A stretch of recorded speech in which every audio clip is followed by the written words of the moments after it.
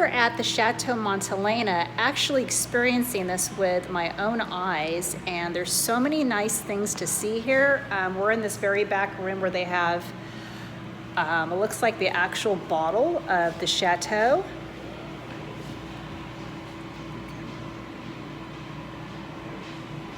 We'll show you more later.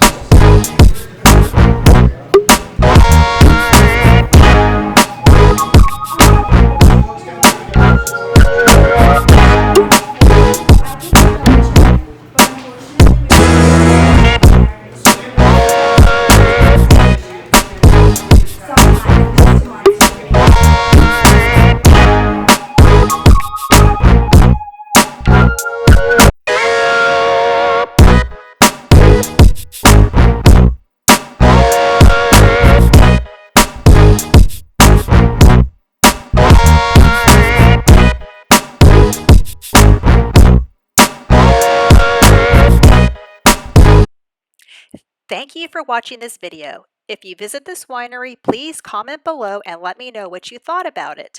Also, comment below if you have any recommendations of a wine you would like to see me taste and review.